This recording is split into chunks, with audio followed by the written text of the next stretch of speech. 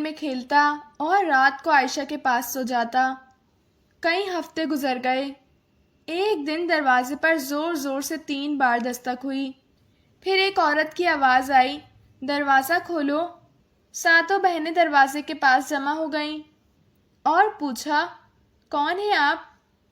باہر کھڑی عورت بڑی نرمی سے بولی، پیاری بچیوں، میں تمہاری خالہ ہوں، تمہاری امی کی سگی بہن۔ عائشہ نے فوراً کہا، میرا خیال ہے آپ کو غلط فہمی ہوئی ہے، بڑی بھی ہماری تو کوئی خالہ نہیں۔ ہماری امی جان ہمارے ابا جان کی طرح اپنے ماں باپ کی اکلوتی بیٹی تھیں، اس لیے ہماری نہ تو کوئی خالہ ہیں نہ ماموں۔ ابا جان کے سوا ہمارا کوئی رشتہ دار نہیں، البتہ خدا ہے جو سب کا ہے۔ احمق لڑکی، عورت نے باہر سے جواب دیا، تم تو اس وقت پیدا بھی نہیں ہوئی تھی جب میری شادی ہوئی۔